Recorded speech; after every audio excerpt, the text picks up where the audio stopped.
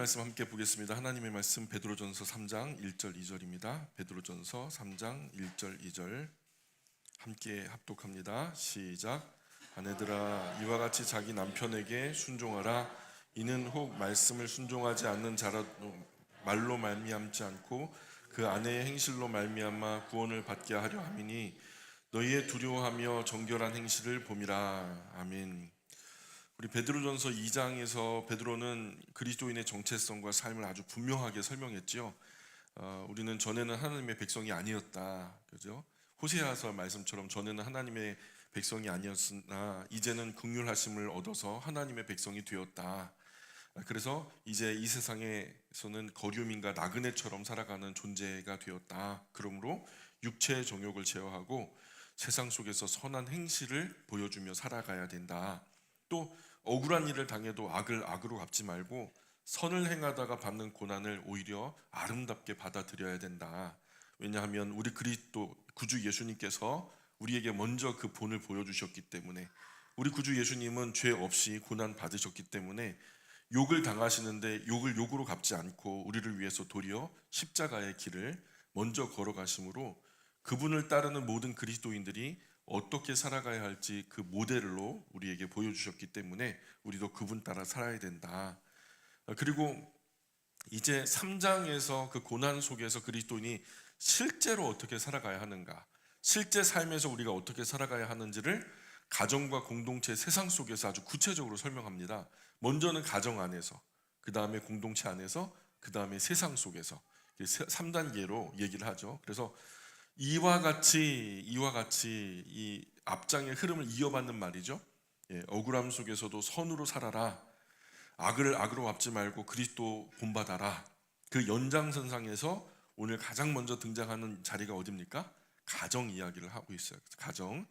가정 안에서도 먼저 누구에게 얘기를 하고 있냐면 아내들아 이와 같이 자기 남편에게 순종하라. 이렇게 하면은 보통 제일 크게 아멘하시는 분들이 아버지들이 아멘하시는데, 그죠? 아내들아 이와 같이 자기 남편에게 순종하라. 이 봐라, 순종해라. 그죠? 전후 맥락을 보지 않고 우리 아버지들은 크게 아멘합니다. 당시 교회 큰 박해를 만나서 남편이 감옥에 갇히거나 심지어 순교 당하는 경우가 흔했다고 해요. 초대교회 아버지들, 가정을 대표하는 아버지들, 전쟁이 나도 사실 제일 먼저 잡혀가거나 제일 먼저 죽임을 당하는 것은 전투력이 있는 아버지들이 제일 첫 번째 대상이 되죠. 아녀자들은 나중입니다. 그래서 이 순교를 당하는 경우에도 아버지들이 대표로, 가정의 대표로 끌려가서 감옥에 갇히거나 순교를 당하는 일이 흔했다고 해요. 이럴 때 아내의 자세가 정말 중요했는데, 아내가 신앙의 중심을 잡고 아이들 붙들고 견고하게 잘 서 있으면 뭐 아버지들이 걱정하지 않죠. 신앙 안에서 올곧게 자신의 신앙 양심 지키면서 순교를 당하더라도 아내에게 아이들을 부탁하면서 이 가정 하나님 앞에서 잘 돌봐주기를 기도하는 마음으로 죽던 살던 그렇게 하나님 앞에 충성을 다 바치겠죠. 그래서 그런 상황에서도 바르고 용기 있는 선택을 할 수 있는 힘이 경건한 아내와 아이들에게 비롯된다는 거죠. 또 어떤 경우는 남편에게 신앙이 없는 경우도 있었어요. 아내는 먼저 복음을 들어서 예수님을 구주로 영접해서 열심히 신앙생활 하는데 남편이 예수님을 모르는 경우, 이럴 때 더더욱이 신앙이 있는 아내의 역할은 절대적이었죠. 그러니 이는 혹 말씀을 순종하지 않는 자라도, 이게 누구예요? 이는 혹 말씀을 순종하지 않는 자라도, 그 신랑 중에 예수님을 안 믿는 사람이 있다 할지라도 말로 말미암지 않고 그 아내의 행실로 말미암아 구원을 받게 하려 함이니. 자, 말로 이기려고 하지 말고 삶으로 보여주라는 얘기예요. 그 말로 우리가 기독교는 이거고 교회는 이렇고 우리는 이렇고 하는 그 말은 누가 못해요. 근데 행실을 보니까 아니거든요. 여성이 말 잘해서 남편 꺾어 이겨서 예배당에 나오게 하는 그런 일은 이 지구상엔 단 한 번도 없었습니다. 우리 어머니들 말 잘하시죠? 보통 어머니들의 주 무기가 말이거든요. 근데 말 잘해가지고 말싸움에서 남편을 이겨먹었다. 그래서 남편이 말싸움에서 졌다, 분하다, 교회 가야 되겠다, 이렇게 해갖고 교회 나오시는 아버지들 있으면 손. 한 번도 없어요. 한 번도. 그런 일은 아예 지구상에 단 한 건도 없습니다. 그런 일은 아예 생각도 하지 말아야 돼요. 아내의 행실로 말미암아, 신앙인은 아내의 행실이 중요하다는 말이에요. 영광교회 이 자리에 나와서 함께 앉아 계신 우리 아버지들 대부분 아내분의 선한 행실로 이 자리에 나와 앉아 계신 분들이 대부분입니다. 선한 행실도 중요하고 저는 또 성품도 중요하다고 생각하거든요. 몇 절 뒤에 나올 말씀이지만은 생명을 사랑하고 좋은 날 보기를 원하는 사람은 혀를 금해야 된다라고 말해요. 그래서 야고보서에서도 그 새치 혓바닥이 지옥의 불에서 비롯되었다. 이 온 천하를 불사른다. 그러니까 혀 조심해라. 이렇게 말하는 게 나오거든요. 그러니까 말 함부로 하지 마라. 함부로 하는 말에 사람이 마음이 상하죠. 신앙생활은 교회 안에서만 하는 것이 아닙니다. 우리가 살아가는 모든 곳이 신앙생활의 터전이죠. 특히 가정, 가장 가까운 관계 안에서 우리 진짜 신앙이 드러난다. 현관문이 닫히고 나면 우리가 진짜 어떤 신앙의 사람인지를 볼 수 있게 되는 거죠. 그래서 당시 초대교회에서는 아내만 먼저 예수 믿는 경우가 많았다고 해요. 그래서 문제는 남편이 불신자일 때, 그럴 때였죠. 근데 베드로는 말합니다. 3장 2절에 보니까 너희의 두려워하며 정결한 행실을 봄이라.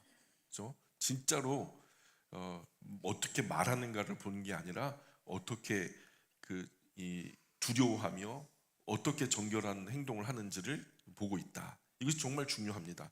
사람은 논리에 밀려서 변하는 것 같아도 실제로는 정결한 삶에 그 속에 나타나는 행실의 설득을 당하는 거죠. 보다 건강하고 옳게 여겨지는 삶에 의해 영향을 받고 그런 신앙에 젖어듭니다. 그래서 사람은 바뀌지 않아요. 그렇죠? 보통 우리 어르신들이 하는 말이 사람 바뀌지 않는다. 근데요, 신앙 안에서 젖어들 수는 있다라고 생각해요. 아내가 예수 믿고 나서 더 교만해지고 더 예민해지고 더 공격적이 되면 남편은 아내의 복음을 거부합니다. 그리스도인이 신앙적으로 옳은 길을 가려고 할 때 아내나 자녀가 고통받고 피해받으면은 사실 마음이 약해지죠. 내가 신실하게 믿는 거는 내가 신실하게 믿는데 내가 이렇게 신실하게 믿음으로 말미암아 아내나 자녀들이 피해를 당한다? 그러면 사실 아버지들은 약해지거든요. 앞으로 250년 동안 로마 제국 안에서 줄잡아 10명의 황제들이 이 가정을, 그리스도인의 가정을 핍박하며 교회를 핍박하게 될 터인데, 그럴 때마다 아내보다는 가정의 대표인 남편이 고난을 당하게 되고 잡혀가게 되고 죽임을 당하게 될 텐데, 그럴 때 남편이 순교자가 되더라도 아내가 자녀들 데리고 의연한 자세를 가져야 하는데 참 쉽지 않은 거죠. 그래서 아내가 이런 핍박 앞에서 불안해하고 초조해하고 좌불안석하면 남편도 사실 어렵죠. 나 죽으면 어떡하나 싶은 거죠. 그래서 나그네의 삶을 살기에도, 순교자의 길을 걷기에도 참 그런 경우에는 어렵다는 거예요. 차라리 자기가 고통받고 고난 당하는 게 낫지, 사랑하는 처자식이 고통받고 괴로움 당하면은 자칫하다가는 그 신앙을 포기하게 되는 경우도 있다는 거죠. 오늘 사는 우리에게는 신앙 때문에 박해받는 일은 거의 없어요. 그죠? 신앙 때문에 뭐 핍박을 받고 따돌림 당하고 그런 일은 거의 없습니다. 가정 안에서 한 사람이 두려움에 무너지면 그 불안은 가족 전체로 이제 펼쳐지게 되는데, 여러분 잘 아시는 주기철 목사님 기억나시죠? 주기철 목사님이 잡혀갔어요. 신앙 때문에 신사참배 안 난다고 하니까. 그래서 일본 순사들이 그렇게 고문을 하고 모질게 했는데, 노모도 괴롭히고 아내도 괴롭히고 막 그랬는데, 근데 이 사모님이 목사님 면회 가가지고 그랬대요. 당신 신앙 굽히고 돌아오는 길보다 끝까지 신앙 지키는 길 붙들기를 원한다고. 뭐예요? 그냥 감옥 안에서 순교하더라도 신앙 지켜내라는 거예요. 나머지는 내가 다 알아서 할 테니까. 그래서 가정 안에서 여성이 더 따뜻하고 더 정결해지고 더 현명하고 지혜롭게 인내하면 그 삶 자체가 복음이 된다는 거죠. 신앙은 말빨이 아닙니다. 삶의 무게인 것 같아요. 물론 이것은 여자만 참으라는 말이 아니에요. 가정 안에서 그리스도를 닮은 사람이 결국 가정을 살린다는 뜻이에요. 그게 아내든 남편이든 자녀든 간에 그리스도를 더 많이 닮은 이가 건강한 영향력, 거룩한 영향력을 미치고 그 가정을 살려낸다라는 그런 이야기입니다. 3절 4절 계속 읽어볼게요. 3절 4절 시작. 너희의 단장은 머리를 꾸미고 금을 차고 아름다운 옷을 입는 외모로 하지 말고 오직 마음에 숨은 사람을 온유하고 안정한 심령에 썩지 아니할 것으로 알아. 이는 하나님 앞에 값진 것이니라. 예, 베드로는 외모 자체를 죄라고 말하지 않아요. 우리 여성분들이 머리 예쁘게 하고 또 그 화장하고 예쁜 옷 입고 이거를 죄라고 악이라고 말하는 게 아니에요. 그거는 중요한 게 아니라 문제의 중심은 사람은 자꾸 바깥으로 자기를 증명하려고 하거든요. 그래서 비싼 것, 화려한 것, 남들보다 돋보이는 것들로 자기의 가치를 만들려고 하는 게 문제라는 거예요. 진짜 문제는. 예쁘게 가꾸는 거야. 미운 것보다는 훨씬 낫죠. 근데 그것으로 자꾸만 자기의 가치를 증명하려고 하니까 그게 문제가 되는 거예요. 그러나 베드로는 말이에요. 진짜 아름다움은 바깥이 아니라 안에 있다는 거예요. 내면에. 온유하고 안정된 심령을 가진 사람. 세상은 강한 사람, 아주 센 사람을 멋있다고 하는데 아주 큰 소리 치는 사람. 그래서 세상에서는 자기 주장 강한 사람, 남 찍어 누르는 사람, 목소리 큰 사람 이긴다 그러잖아요. 그러니까 근데 하나님은 다른 거예요. 흔들리지 않는 사람, 분노에 끌려다니지 않는 사람, 조용히 자기 자리를 지켜내는 사람, 하나님 앞에서 안정된 사람을 하나님은 아름답다. 변수가 없어. 이삭 같은 경우에, 아브라함 같은 경우에 이런 사람들은 변수가 없어요. 하나님이 그냥 믿고 맡기는 거예요. 이런 사람이 하나님 앞에서는 강하다, 멋지다, 아름답다라고 평가를 받는다는 거죠. 세상은 성질이나 기질이 독하거나 센 사람 강하다고 말하고 그게 좋다고 말하는데, 그러나 하나님은 절제하는 사람이 진짜 강한 사람이다. 분을 낼 수 있는 환경이지만 분을 내는 사람 100명 중에 99명이 분을 쏟잖아요. 근데 분을 내지 않는 한 사람이 진짜 강한 거거든요. 5절 6절 계속 읽어볼까요? 5절 6절 시작. 전에 하나님께 소망을 두었던 거룩한 부녀들도 이와 같이 자기 남편에게 순종함으로 자기를 단장하였나니 사라가 아브라함을 주라 칭하여 순종한 것 같이 너희는 선을 행하고 아무 두려운 일에도 놀라지 아니하면 그의 딸이 된 것이니라. 예, 베드로 강조점은 여자는 교회 안에서 조용해라, 잠잠해라, 바울처럼 그냥 그렇게 얘기하는 게 아니에요. 그 예배당에 나오면 여자들은 절대 침묵하세요, 조용하세요, 머리에 수건 뒤집어 쓰고 고개 들지 마세요, 막 이런 식으로 여성분들을 억압하는 그런 얘기가 아니에요. 하나님께 소망을 둔 사람은 두려움에 무너지지 않는다라는 게 골자예요. 여러분 우리 9절 한번 다시 보세요. 여러분 성경책을 보세요. 자, 여자는 교회 안에서 조용해라, 좀 자제해라, 이런 얘기를 하는 게 아니에요. 하나님께 소망 둔 사람은 두려움에 무너지지 않는다는 것이 골자고, 이 구절에서 가장 중요한 표현은 사실 마지막 부분에 있어요. 마지막 부분에 뭐가 있냐면 아무 두려운 일에도 놀라지 아니하면, 이 부분이 핵심입니다. 자, 베드로는 갑자기 여성들에게 무조건적 순종을 강요하는 게 아니에요. 나서지 마라, 자제해라 이렇게 얘기하는 게 아니에요. 핵심은 전에 하나님께 소망을 두었던 거기 있어요. 전에 하나님께 소망을 두었던 이 여인들의 특징은 남편이 아니라 누구에게 소망을 뒀다는 거예요? 하나님께 소망을 두었던 사람들이라는 거예요. 자, 여기서 골자가 뭐라고요? 여성이다. 그게 중요한 게 아니고요. 그 여성이었지만 하나님께 소망을 두었던 사람들이었다는 거죠. 남편에게 소망을 둔 사람은 어때요? 남편에게 소망을 두면 남편이 갑자기 건강이 안 좋아지면 어떻게 돼요? 남편 사업이 망하면 어떻게 돼요? 남편이 갑자기 이런 말씀 좀 죄송한 말씀이 어느 날 하나님 갑자기 데려가시면 어떻게 해요? 그럼 남편이 흔들리면 아내도 흔들리는 거잖아요. 남편에게 소망을 둔 여자는, 남편에게 소망을 둔 아내는 남편이 흔들리면 흔들리는 거예요. 근데 남편이 든든하긴 해도 사실 완전하진 않잖아요. 그럼 내 남편은 완전합니다 하시는 분 손 없어요. 없다니까요. 그래서 남편 흔들리면 남편 따라 흔들리는 거예요. 근데 돈에 소망을 두면 돈 흔들릴 때 또 따라 돈 흔들리는 거예요.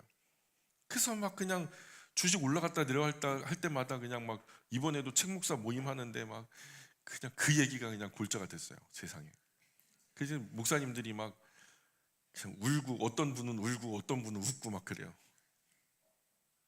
그 돈에 소망을 두면 돈 흔들릴 때 같이 무너지는 거예요. 그러나 하나님께 소망을 두는 사람은 흔들리지 않아요.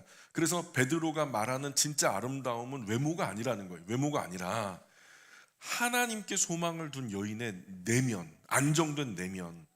그러니까 남편이 바깥에서 막 실패하고 올 수도 있고요, 성공하고 올 수도 있고요, 좌절할 수도 있고요, 뭐 그냥 심지어는 뭐 순교의 제물 드릴 수 있고요, 감옥에 갇힐 수도 있으나 이 평온한 심령, 하나님께 소망을 둔 이 여인의 이 중심이 잡힌 심령, 그 어느 상황에서도 자신을 지켜내고 하나님 앞에 소망을 굳건하게 둠으로 인해서 그 자체가 아름답다라는 것을 얘기하는, 하나님을 신뢰하는 안정된 심령이라고 말하는 것이 그런 심령이죠. 그러면서 예로 들은 것이 누구냐면 아브라함의 아내 사라를 모델로 제시해요.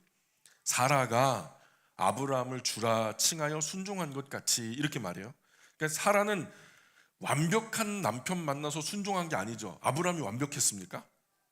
아브라함이 실수가 많아요. 겁쟁입니다.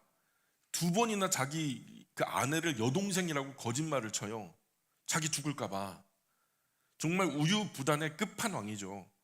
그런데도 사라가 무너져 내리지 않았던 이유는 남편이 완벽해서가 아니에요. 그 남편에게 소망을 둔 게 아니라는 거예요. 하나님께 소망을 두었기 때문에 사라가 온전할 수 있었다라는 거죠. 이런 상황을 경험하고서 여러분 남편 얼굴 똑바로 볼 수 있어요? 내 남편이 막 어느 날 막 그냥 깡패에게 막 둘러싸여가지고 막 그러는데 남편이 나를 두고 막 도망가 버렸어. 그러면은 다시 남편 얼굴 볼 수 있겠어요? 이 치사한 놈. 내가 너를 그렇게 믿었는데 나를 두고 도망가 버려? 그잖아요? 그러면 다시 얼굴 볼 수 있겠냐고요. 근데 아브라함이 꼭 그랬거든요. 2번이나. 근데 사라가 흔들리지 않아요. 왜냐하면 남편에게 소망 두지 않았어요. 사라가 하나님께 소망을 두었던 여인이었기 때문이라는 거예요. 그래서 성경은 남편을 하나님처럼 믿으라고 말하는 게 아니에요. 남편은 하늘이다 이렇게 뭐 경외해야 된다 뭐 그런 얘기를 하는 게 아니에요. 오히려 하나님을 의지하기 때문에, 하나님께 소망을 두었기 때문에 가정 안에서 흔들리지 않는 사람이 돼야 된다. 남편이 어떻다 해도, 사고치고 별짓 다 해도 아내된 분들이요, 하나님께 소망을 두시기 바랍니다. 이 얘기를 하는 거예요. 지금 우리 영광의 어머니들도 남편 보지 마세요. 많이 실망했잖아. 예, 남편은 불쌍히 여김의 대상이고 긍휼히 여김의 대상이지, 그를 뭐 사랑해주고 뭐 그런 대상이지 믿을 만한 존재는 못 돼. 제가 볼 때, 제가 남편이라서 제가 잘하는데요, 믿을 만한 존재는 못 돼. 불쌍히 여겨주세요. 긍휼히 여겨주시고. 그러면서 뭐라 그래? 아무 두려운 일에도 놀라지 아니하면, 그죠? 예, 이것이 핵심이에요. 당시 초대교회 여성들 실제로 두려운 상황이 많았어요. 남편의 박해라든가 가정 안의 갈등이라든가 신앙 때문에 막 이혼 한 해 만에 막 이런 일이 벌어졌고, 신앙 때문에 당하는 위협이나 사회적인 불이익이나 동네에서 막 따돌림을 당하고 경제적으로 크게 위축당하고, 그 수많은 어떤 두려움의 요소들이 산재해 있었죠. 그런데 베드로는 말하는 거예요. 두려움에 끌려다니지 마라. 하나님께 소망을 둔 여인으로서 두려움에 끌려다니지 마라. 하나님께 소망을 둔 사람은 주어진 환경보다 하나님이 훨씬 더 크다는 것을 아는 사람이라는 거예요. 다윗이 골리앗 앞에 나설 수 있었던 것은 골리앗이 육척 장군 큰 존재였지만 그 골리앗보다 큰 하나님을 받기 때문에 골리앗 앞에 설 수 있었던 거죠. 그런 것처럼 이 여인들에게 말하는 거예요. 문제가 참 두렵고 힘든 건 사실이지만 그 문제보다, 그 두려움보다 더 크신 하나님께 소망을 둔 사람들은 그렇게 흔들리지 않는다. 아무 두려운 일에도 놀라지 않는다. 진짜 신앙은 문제 없는 상태가 아닙니다. 두려운 일이 있음에도 하나님 때문에 무너지지 않는 거예요. 진짜 신앙은 그래요. 문제 없는 사람이 어디 있어요? 공동묘제 가면 문제 없어요. 근데 살아있는 한 문제는 있거든요. 근데 두려운 일이 있을 때, 두려운 일이 있음에도 불구하고 하나님 때문에 무너지지 않는 것이 참 신앙이라는 거죠. 오늘도 마찬가지죠. 가정 안에는 두려운 일이 많습니다. 경제 문제도 있고요, 건강 문제도 있고요, 자녀 문제도 있고요, 미래에 대한 불안도 있고요. 그러나 하나님께 소망을 둔 사람은 불안이 중심이 되는 게 아니에요. 불안할 수 있어요. 뭐 사업하다가 여러 가지로 막 갈등이 생기고 어려움이 있을 수 있어요. 그것이 우리를 피마르게 하고 고통스럽게 하는 건 사실이에요. 근데 그 불안이 중심이 되는 것이 아니라 상황은 흔들려도 중심까지 무너지면 안 된다는 거예요. 그 중심이 어디냐? 하나님께 소망을 둔 심령이라는 거죠. 왜냐하면 우리 소망은 사람이 아니라 하나님께 있기 때문에 진짜 신앙은 겁 없는 사람이 아니라 두려움 속에서 끝까지 하나님 붙드는 사람이다. 여러분 두렵지요. 두려워요. 어떻게 될지 뭐 경제적으로도 혼란스럽고 자녀들 교육 문제도 그렇고 뭐 한 치 앞도 모르는 세상이잖아요. 그런데 그런 상황에서 나는 아무것도 두려워하지 않아. 이 겁 없는 사람이 아니라 두려움 속에서도 끝까지 하나님 붙드는 사람이 진짜 참신앙의 사람이라는 거죠. 7절 계속 읽어볼까요? 이제 드디어 나왔다. 큰일 났다. 그죠?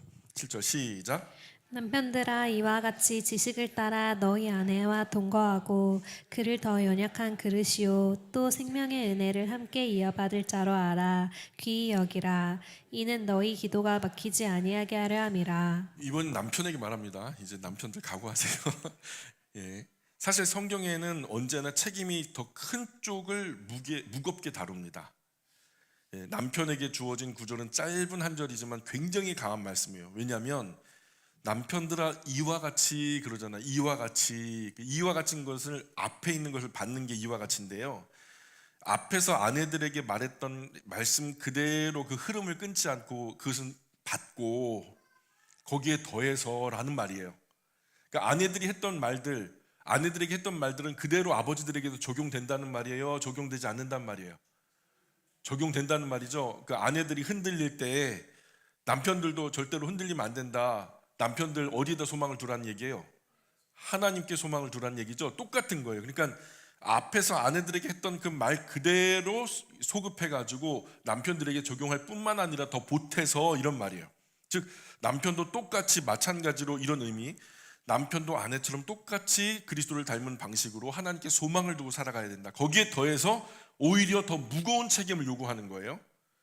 지식을 따라 무슨 지식일까요? 앞서 말씀했던 모든 말씀을 받는 거거든요. 하나님 바르게 알기 때문에 나타나는 신앙 인격의 태도를 말하는 건데 하나님 말씀이 가르치는 올바른 지식 그대로 살아가라. 그대로 살아가라. 그런데 제일 먼저 뭐라고 말해요? 제일 먼저 너희 아내와 동거하고 남편은 감정대로 살지 말고 기분 따라 함부로 말하지 말고 힘으로 누르지 말고 함부로 대하지 말라는 거예요.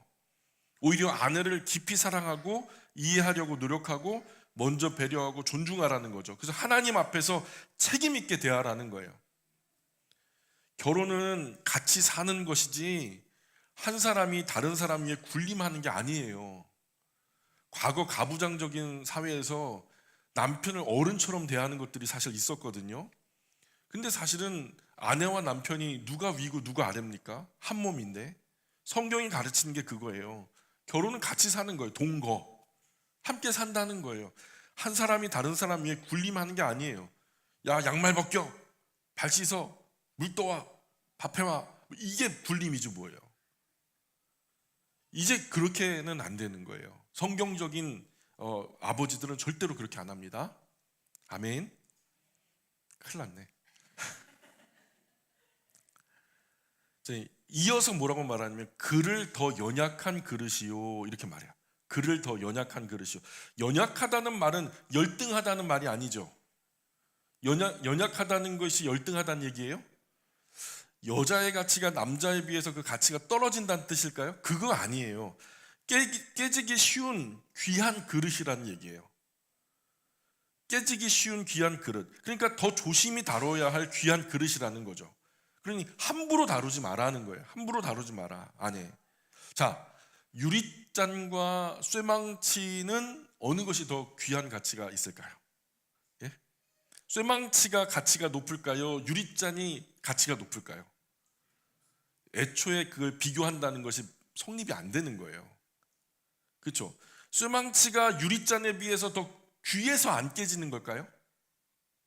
제가 알기로 저희 아내도 잔을 되게 좋아하는데 저 영국에서 뭐 만들어진 무슨 잔이 있대요. 그게 하나에 뭐 10,000원도 넘는 잔이래요. 근데 제가 망치를 샀는데 그 망치는 8,000원이면 사거든요. 유리잔에 비해서 더 귀해서 망치가 안 깨지는 게 아니거든요.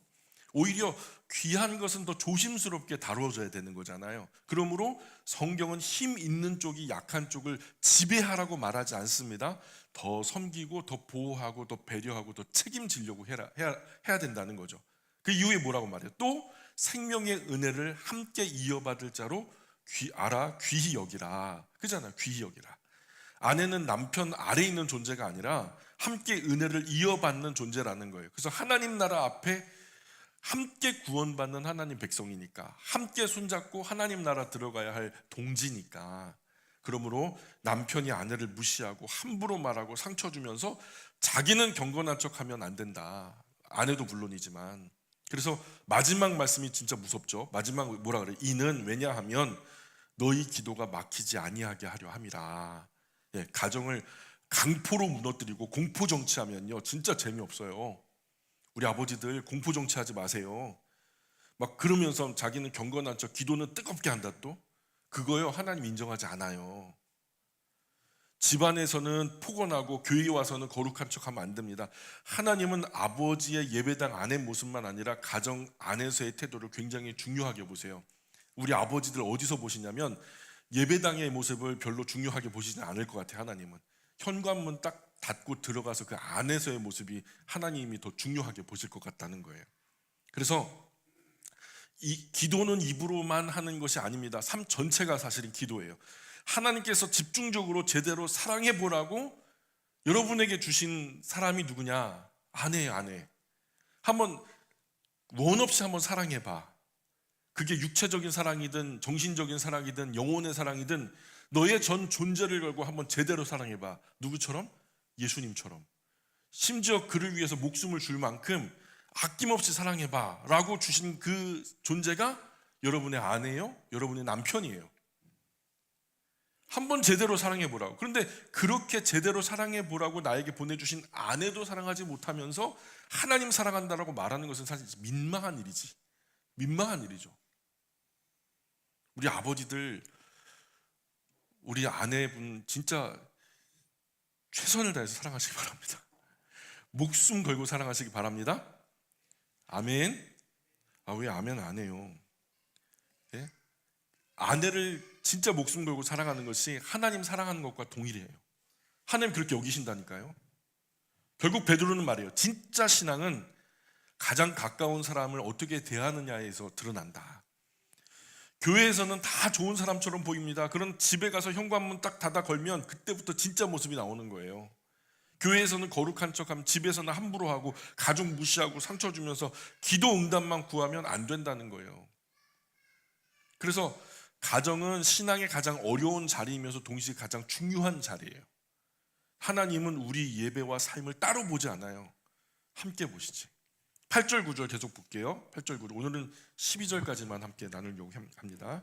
8절 9절 시작. 마지막으로 말하노니 너희가 다 마음을 같이하여 동정하며 형제를 사랑하며 불쌍히 여기며 겸손하며 악을 악으로 욕을 욕으로 갚지 말고 도리어 복을 빌라. 이를 위하여 너희가 부르심을 받았으니 이는 복을 이어받게 하려 하심이라. 네, 마지막으로 말하노니 너희가 다 마음을 같이하여. 그래서 이제 베드로 앞에서 말한 모든 내용을 이제 정리하면서 그리스도인의 공동체가 어떤 모습이어야 하는지를 결론처럼 말하고 있습니다. 가정에 대해서 얘기하더니 이제는 공동체 이야기로 가지고 오죠. 2장에서는 세상 속에서 어떻게 살아가야 하는가를 말했어요. 억울한 일 당해도 악을 악으로 갚지 말고 선으로 악을 이겨야 된다라는 로마서 말씀처럼 비슷한 이야기를 하죠. 구주 예수님처럼 주어진 고난을 기쁘게 아름답게 감당해라. 주님 때문에 당하는 고난은 아름다운 것이다. 그러면서 3장 앞부분에서는 가정 안에서 남편들이요 아내들이 어떻게 살아가야 하는가 이것을 얘기해 주죠. 그래서 아내와 남편이 서로를 대하는 태도를 설명하고 있고요. 그리고 이제 베드로는 공동체 전체로 시선을 넓힙니다. 너희가 다 마음을 같이하여 모두 똑같은 생각을 하라는 말이 아니에요. 기계적으로 다른 데 보지 마 여기만 봐 하면서 기계적으로 다 한 가지의 생각으로 쇠뇌를 하라는 얘기가 아니에요. 중심과 방향이 같아야 된다라는 얘기를 하는 거예요. 교회는 성별도 연령도 성격도 자란 환경도 생각도 다 다릅니다. 그러나 구주 예수님을 중심으로 마음의 방향이 하나가 되어야 한다. 방향성은 하나여야 한다. 그래서 초대교회는 박해 가운데 있었잖아요. 밖에서는 미움을 받고요. 안에는 부딪힐 일이 많았어요. 그죠? 바깥에서 위축을 당하면은 우리가 그렇잖아요. 등산을 가면 성격 드러나는데요. 등산 가면 힘들어요, 안 들어요? 겁나 힘들어요. 너무 힘들어요. 숨이 턱까지 차올라요. 그런데 누군가를 밀어줘야 되고 땡겨줘야 되면 그 짜증나요, 안 나요? 그때 이제 성격 드러나는 거죠. 그래서 결혼하기 전에 있는 처녀 총각들 등산 한번 가면은요, 이 사람 평생 데리고 가야 될 사람인지 말아야 될 사람인지 금방 티나죠. 그죠? 너무 힘들 때 이 사람이 나한테 어떻게 대하는지, 막 혈기 부리고 막 짜증내고 그러는지, 아니면 끝까지 살펴주는지, 그런 걸 살펴보는 거죠. 어쨌든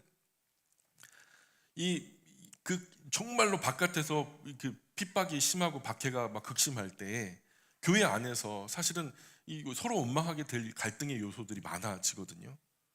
그럴 때 가장 필요한 것이 같은 마음이라는 거예요. 우리가 한 소망을 가지고 구주 예수님 안에서 함께 나아간다라는 것을 우리가 흐트리면 안 된다는 거죠. 서로 경쟁하고 비교하고 상처 주면 공동체는 무너지는 거죠. 그래서 교회는 이기는 사람이 강한 것이 아니라 끝까지 함께 가는 사람이 진짜 강한 사람이에요. 끝까지 함께 가는 사람. 세상에서는 너도 이기고 나도 이기고 다 이겨야지 다 끝까지 살아남는 라스트맨 스탠딩, 유일한 한 사람이 진짜 강한 사람이라고 말하잖아요. 근데 성경에서는요, 그 공동체 안에서 진짜 강한 사람은 끝까지 함께 가는 사람. 공동체가 중요해요. 그럼 온라인 예배 참 좋죠. 온라인 예배에서 은혜 많이 받는다는 청년들과 대화를 많이 하거든요. 근데 이 친구들은요, 자기하고 좀 껄끄러운 사람들은 아예 필터하고 만나지도 않아요. 인사도 안 해요. 그게 신앙이에요? 취미생활이에요.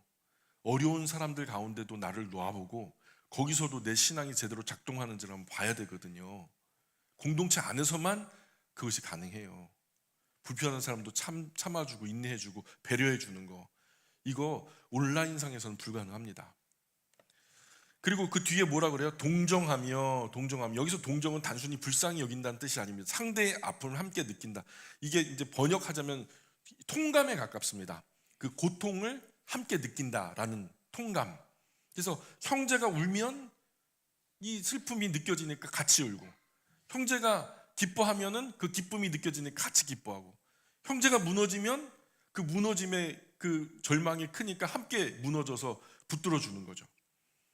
세상은 참 점점 차가워져요. 사람들 타인의 고통에 점점 무감각해집니다.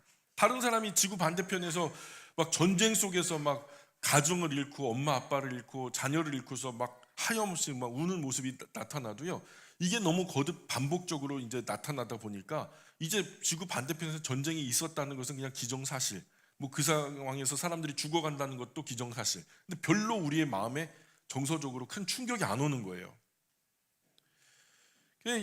그러나 교회는 달라져야 돼요. 누군가 힘들어하면 저 사람 왜 저래? 뭐 하루 이틀이야? 왜 저래? 왜 저러는 건데? 이게 아니라 얼마나 힘들까? 얼마나 힘들까? 즉 컴패션이 있어야 된다는 거예요. 컴패션. 그 고통을 덜어주려는 적극적인 마음을 뜻하는 것이 오늘 본문에 나타난 동정하다라는 말의 진짜 의미예요. 진짜 의미. 또 나아가서 이제 형제를 사랑하며, 여기서 형제는 교회 공동체를 말하는 거예요. 가족 사랑은 감정이 아니라 책임입니다. 교회도 마찬가지예요. 좋을 때만 가까운 게 아니라 어려울 때도 붙들어주는 관계, 책임지는 관계. 교회가 진짜 아름다운 순간은요, 완벽한 사람들만 모였을 때가 아니에요. 강남에 막 그냥 잘 나가는 사람들, 뭐 정재계 뭐 할 것 없이, 거기 배운 사람 할 것 없이 거기서 뭐 공동체를 이루어서 잘난 사람들만 모아놓는 그런 그 공동체가 있긴 있어요. 근데 그게 별로 아름답게 느껴지지가 않아요. 그들만의 세상이지. 교회가 아름다운 거는요, 부족하고 연약한 사람들이 서로 참고 덮어주고 붙들어주고 이해해주고, 예? 그 상대의 그 상황을 다 존재적으로 받아주는 그런 공동체, 이게 아름답지 않아요? 불쌍히 여기며, 직역하자면 창자가 움직일 만큼 깊이 긍휼히 여겨라, 이런 뜻이에요. 창자가 움직일 만큼 깊이 긍휼히 어떻게 여겨요? 그럼 한번 해보세요. 창자가 움직일 만큼 깊이 긍휼히 여겨보세요. 그거 어떻게 그렇게 할 수 있어요? 마음 깊은 곳까지 움직이는 자비를 말하는 거거든요. 우리는 이미 긍휼히 여김을 받은 사람들이기 때문이죠. 용서받은 사람이 용서 못하고 살면 됩니까? 안 됩니까? 예? 1만 달란트 빚진 거 탕감받은 사람이 200데나리온 그거 용서 못해가지고 그거 계속 그냥 옹졸하게 살면 됩니까? 안 됩니까? 은혜 받은 사람이 독하게 살면 안 됩니다. 그게 성경의 가르침이에요. 예수님은 무리를 보시고 불쌍히 여기셔요. 그러면서 그들을 볼 때 뭐라고 여기셨냐면 목자 없는 양 같았기 때문에 그렇게 불쌍히 여기셨다라고 말해요. 그리스도인 마음 안에도 이런 긍휼한 마음이 있어야 돼요. 긍휼한 마음. 또 겸손하며, 겸손은 자기 비하가 아니죠. 자기 중심의 자리에서 내려오는 거예요. 교회가 어려워지는 가장 큰 이유는 내가 옳다는 마음이 강해지니까. 그래서 이게 점점점 유튜브를 통해서 자기 찾아보고 싶은 설교나 자기가 듣고 싶은 신앙 이야기만 듣다 보니까요, 이게 자기 강화가 이루어지네. 그래서 그거 아닌 것은 전부 다 가짜고 틀렸다고 말해요. 그 강화된 잘못된 확신 때문에, 다른 확신 때문에 참 문제가 많이 생기는 시절이에요. 내가 옳다는 마음이 강해지면 어떤 일이 벌어지냐면 공동체가 와해돼요. 그래서 겸손한 사람은 자기 주장보다 공동체를 먼저 생각합니다.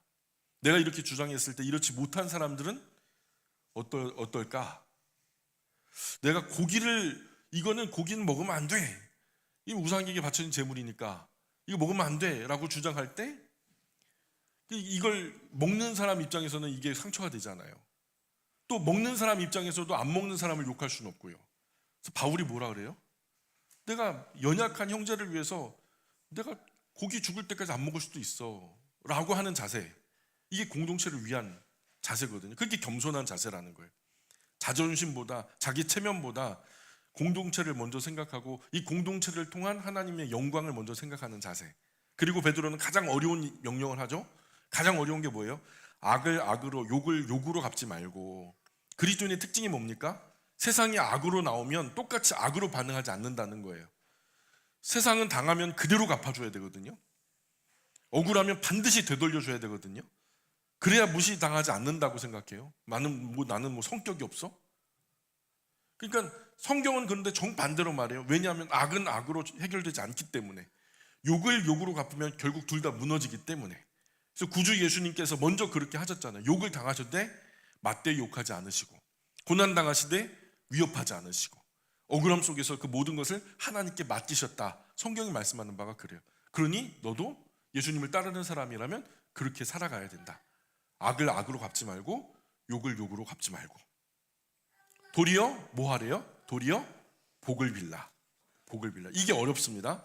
나를 힘들게 하는 사람 위해서 복 비는 거, 나를 공격하는 사람 위해서 기도해 주는 거, 이것은 사람의 힘으로는 사실 안 되는 거예요. 내 안에 계신 성령 하나님께서 다스려 주셔야 가능한 거예요. 한번 죽이고 싶을 만큼 미운 사람이 있었거든요. 하나님께 기도했어요. 나한테 사랑 기대하지 마시라고. 이 사람이 나한테 어떻게 했는데 이 사람을 사랑할 수 있겠냐고. 하나님, 이거 말도 안 되는 얘기라고. 근데요, 어느 날 하나님께서 나를 사랑하게 해주신 거 아니고 하나님 보시는 그 사람의 모습을 보여주시더라고요. 그런데 불쌍한 거예요. 동료들 가운데 끼지도 못하고 정말 살아온 그 인생이 파란만장하게 눈에 비춰지는데, 내가 볼 때는 마귀요 그냥 악한 사탄처럼 보였는데 하나님 보시니까 정말 어린 소년에 불과한 거죠. 너무 불쌍한 거예요. 그래서 하나님 불쌍해요, 불쌍해요, 불쌍해요 하다가 그런 불쌍히 여김 끝에 사랑할 수 있겠다라는 생각이 들어오더라고요. 그건 내 힘이 아니었어요. 하나님이 주신 사랑의 조각을 제 마음속에 좀 분양해 주셔서 그게 가능했던 거죠. 이게 약한 게 아닙니다. 이게 강한 거예요. 사랑할 수 없는 사람을 사랑하는 거. 분노대로 행동하는 건 쉬워요. 은혜대로 행동하는 것은 진짜 어렵고요. 우리 본성이 맞으면은 사실은 본성에서 누가 때리면은 맞잖아요. 맞으면은 가만히 있고 싶어요? 그냥 한 번 더 되돌아가지고 주워 패버리고 싶지? 욕 먹으면 더 심하게 되돌려주고 싶지? 그런데 베드로는 말해요. 너희는 다르게 살아라 그래요. 너희는 다르게 살아라. 왜 이렇게까지 해야 됩니까? 왜 이렇게까지 해야 돼요? 성경에 보세요. 이를 위하여 너희가 부르심 받았기 때문이다. 이것을 위해서 너희가 부르심을 받았기 때문이다. 그럼 할 수 있겠어요? 할 수 있겠냐고요? 한번 시험해 보세요. 여러분의 신앙을 한번 현장에서 시험해 보세요. 오늘 집에 가다가 자동차 시비가 붙어가지고 차문 열고 막 쌍욕을 하는 사람이 있는데 여러분 욕을 욕으로 갚지 말아보세요. 한번 할 수 있겠어요? 시험해 보시라고. 현장에서 시험해 보시라고요. 그리스도인의 부르심 자체가 그렇다는 거예요. 우리가 그것 때문에 부르심을 받았어요. 우리는 세상처럼 살라고 부름 받은 사람들이 아니에요. 세상처럼 살면 애초에 부르지도 않았어요. 그냥 거기 그대로 살면 돼요. 세상처럼. 우리는 세상에서 구주 예수님 닮도록 부르심을 받아서 이끌어내어진 존재, 에클레시아스테스. 그런 사람들이에요. 구별되어진 존재. 자, 이는 복을 이어받게 하려 하심이라. 왜 그런지 아세요? 여러분, 저와 여러분이 복받은 사람들이에요. 저와 여러분이 복받은 사람이에요. 여기서 복은 단순히 돈 잘 벌고 일 잘 풀리는 정도 이야기가 아닙니다. 하나님 나라의 복, 영원한 복, 하나님 백성의 영광, 영원한 생명의 복을 말하는 거죠. 세상은 온갖 가지 악한 방법으로 이기려고만 하지만 하나님 나라는 선으로 악을 이깁니다.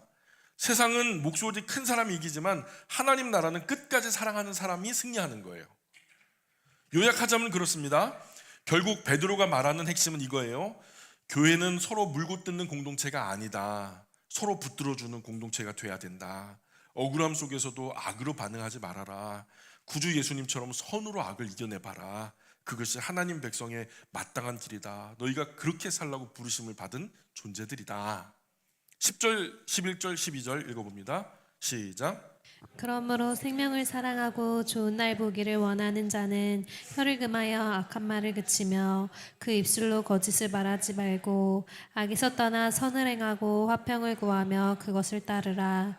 주의 눈은 의인을 향하시고 그의 귀는 의인의 간구에 기울이시되 주의 얼굴은 악행하는 자들을 대하시느니라 하였느니라. 아멘. 그러므로 앞에서 이제 베드로는 악을 악으로 갚지 말고 욕을 욕으로 갚지 말고 도리어 복을 빌어라. 그를 위해 기도해 줘라. 그런데 사람은 속으로 이렇게 생각합니다. 뭐 어떤 생각을 하냐면 그러면 그렇게 살면 나만 손해 아니야. 나만 손해 아니야. 착하게 살면 나만 이용당하는 거 아니야. 세상 독하게 살아나야 되는데 그래야지 살아남는 거 아니야. 그런데 나만 이렇게 살라고 하면 나만 손해 볼 건데. 그래서 베드로는 시편 34편을 인용해 가지고 왔어요. 정말 생명을 사랑하고 좋은 날 보기를 진짜로 원하냐? 그러면 세상 방식 말고 하나님 방식으로 살아가야 된다. 그게 뭐예요? 생명 사랑하고 좋은 날 보기를 원하는 자는, 여러분 보죠. 누구나 좋은 인생 살고 싶어 하죠. 평안하게 살고 싶고 복된 날 보기 원하죠. 그렇지 않은 사람 어디 있어요? 근데 성경은 복된 삶의 시작을 돈이나 능력이나 성공에서 찾지 않아요. 가장 먼저 어디를 말합니까? 뭘 말해요? 혓바닥을 말해요. 혓바닥. 혀를 금하여 악한 말을 그치며 말이 이 인생을 무너뜨리기 때문에. 그죠? 야고보서는 혀를 작은 불이라고 말하고 작은 불씨가 산 전체를 태워버리듯이, 천하를 태워버리듯이 말 한마디가 관계를 무너뜨리고 가정을 깨고 교회를 찢어놓습니다. 특히 악한 말, 남 험담하는 말, 비꼬는 말, 상처 주는 말, 뒤에서 무너뜨리는 말, 이런 말들이 공동체를 병들게 하죠. 사람은 자꾸 말로 자기 감정을 쏟아내요.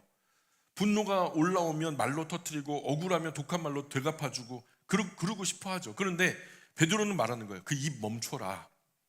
그 입 멈춰라. 그 입술로 거짓을 말하지 말고, 그 거짓은 단순히 사실을 틀리게 말하는 것만이 아니죠. 자기를 포장하는 것도 거짓말이고 남을 왜곡하는 것도 거짓말이고, 사람은 자기 유리한 방향으로 말을 자꾸만 바꿔요. 그런데 하나님 백성은 진실해야 합니다. 왜냐하면 하나님은 진리의 하나님이시기 때문에 우리도 그분의 백성답게 진리만 얘기해야 된다는 거예요. 그리고 베드로는 단지 소극적으로 나쁜 짓 하지 마라, 여기서 끝나는 것이 아니라 악에서 떠나 선을 행하라 그래요. 뭐 하지 마라 끝나는 게 아니라 뭐를 하라고 하는데 선을 행하라고 말해요. 악을 멈추는 것만으로는 충분하지 않다. 선을 적극적으로 행동해야 된다. 신앙은 단지 죄 안 짓는 수준이 아니다. 적극적으로 선을 행하는 수준이 돼야 된다. 사람 살리고 세우고 도와주고 따뜻하게 만드는 삶을 살아내야 된다. 나아가 화평을 구하며 그것을 따르라. 여기 중요한 단어가 따르라라는 말이에요. 따르라. 화평은 절대로 저절로 생기지 않습니다. 애써 추구해야 된다라고 말해요. 사람은 본능적으로 싸우는 쪽이 쉽습니다. 자존심 세우는 것이 쉽고 이기려고 드는 것이 쉽죠. 본능이에요, 그게. 그러나 화평은요, 자기를 꺾어야 가능한 거예요. 하고 싶은 말 한마디 좀 덜 하고, 하고 싶은 액션도 좀 한 번 덜 하고. 교회 안에서도 그래요. 조금만 상하면 말 끊고, 조금만 억울하면 관계 끊어버리고. 그런데 성경은 말해요. 화평을 따르라. 도망가지 말고, 포기하지 말고 끝까지 평화롭게 지낼 생각을 하라는 거예요. 내가 여기만 교회인 줄 알아? 뭐? 내가 사회적으로 뭐 이런 대접 받고 여기 다닐 줄 알아? 여러분, 이건 평화를 구하는 게 아니에요. 도망가지 말고, 포기하지 말고 끝까지 평화를 붙들어 봐라 라는 거죠. 그리고 마지막에 가장 중요한 이유가 나옵니다. 주의 눈은 의인을 향하시고, 하나님은 지금 보고 계신다. 그렇게 평화를 위해서 도모하면서 말도 줄이고, 욕을 욕으로, 악을 악으로 갚지 않고, 스스로 뭔가를 완충하면서 예수님 닮게 사는 그 의로운 사람들이 어떻게 살아가는지를 지금 눈여겨보고 계시다는 거죠. 세상은 몰라줘요. 사람은 오해해도요, 하나님은 반드시 보고 계시죠. 억울해도 선하게 살려고 애쓰는 것, 분노가 참밀려 올라와도 참고 절제하는 것, 악을 악으로 갚지 않으려고 몸부림치는 것, 하나님 다 보고 계십니다. 그의 귀는 의인의 간구에 기울이시되, 하나님은 들으시는 분이죠. 예, 의인의 기도를 외면하지 않습니다. 우리는 억울하면 당장 해결부터 원하거든요. 근데 하나님은 먼저 말씀하세요. 내가 듣고 있다. 이것이 우리에게 위로가 됩니다. 여러분, 하나님은 이미 듣고 계세요. 하나님만 알아주면 되는 거지 뭐. 세상 누구도 몰라줘도 하나님은 듣고 계시니까. 주의 얼굴은 악행하는 자들을 대하시느니라. 여기서 대하시느니라, 이게 뭐냐면 대적하다라는 뜻이에요. 악을 행하는 사람들을 향해서는 대적하시느니라, 이런 말이에요. 그래서 세상에서는 악한 사람이 잘 되는 것처럼 보일 때가 많아요. 거짓말하는 사람들이 더 빨리 올라가고요, 독한 사람이 더 강해 보일 때도 있고요. 그러나 성경은 분명하게 말해요. 하나님의 얼굴은 그들을 대적하고 계신다. 심판의 방향으로 보고 계신다는 거예요. 너 한번 두고 봐. 너 그 거짓말 치고 올라갔지? 너 뇌물 받고 거기 서 있지? 너 나쁜 짓 하고 거기 있는 거지? 그거 한번 두고 봐. 내가 벼르고 있어. 심판하는 모습으로 대적하면서 그를 바라보고 있다. 요약하자면 그래요. 결국 베드로가 말하고자 하는 핵심은, 좋은 날은 내 마음대로 사는 데서 오는 것이 아니라 말 절제하고, 악을 버리고, 선을 행하고, 평화를 붙드는 삶 속에 있다. 그리고 그런 삶은 사람이 몰라줘도 하나님이 알고 계신다, 보고 계신다, 듣고 계신다. 그러니 끝까지 선한 삶을 살아가라. 그 길 끝에 하나님이 반드시 붙드신다. 베드로는 시편 말씀을 인용하죠. 복된 삶은 반드시 돈 잘 벌고 편하게 사는 게 아니다. 혀를 금하고 악을 떠나고 화를 만들지 않고 평화를 구하는 삶. 결국 복은 환경이 아니라 방향이다. 하나님 방향으로 사는 사람이 진짜 복 있는 사람이다. 여기까지 하겠습니다. 기도하겠습니다. 존귀하신 아버지 하나님, 오늘도 베드로전서 말씀을 통해서 저희가 어떤 사람으로 부름을 받았는지 다시 보게 하시니 고맙습니다. 저희가 전에는 길 잃은 양 같았지만 이제는 저희 영혼의 목자 되신 예수님께 돌아온 사람들입니다. 긍휼 얻은 하나님 백성답게 살아가게 하여 주옵소서. 저희 안에는 아직도 쉽게 분노하고 쉽게 상처 주고 악을 악으로 갚고 싶어하는 마음이 있습니다. 그러나 성령 하나님께서 우리 마음을 다스려 주셔서 말을 절제하게 하시고, 분노보다 온유를 선택하게 하시고, 미움보다 사랑을 선택하게 하여 주옵소서. 가정 안에서도 저희 신앙이 무너지지 않게 하여 주옵소서. 남편과 아내가 서로를 함부로 대하지 않게 하시고, 서로를 귀하게 여기며 함께 생명의 은혜를 이어받을 자로 살아가게 하여 주옵소서. 두려운 일에도 쉽게 무너지지 않게 하시고, 환경보다 더 크신 하나님을 바라보게 하여 주옵소서. 저희 마음이 세상의 불안에 이끌려 다니지 말게 하시고, 하나님께 소망을 둔 사람답게 안정된 심정으로 살아가게 하여 주옵소서. 공동체 안에서도 서로 물고 뜯는 사람들이 아니라 서로 붙들어주는 사람들이 되게 하여 주옵소서. 형제를 사랑하게 하시고, 불쌍히 여길 줄 알게 하시고, 겸손하게 하시고, 끝까지 평화를 따르게 하여 주옵소서.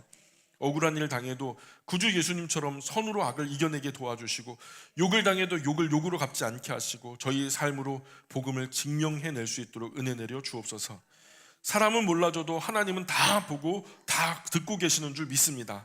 저희 눈물도, 저희 인내도, 기도도 하나님께서 외면하지 않으심을 믿습니다. 이번 한 주간도 저희 말과 태도와 행동 속에서 구주 예수님의 향기가 아름답게 드러나게 하시고, 저의 삶을 통해서 하나님께서 영광 받으시기를 간절히 소망합니다. 저희를 끝까지 붙들으시고 인도하실 우리 구주 예수님 이름을 의지하여 기도합니다. 아멘.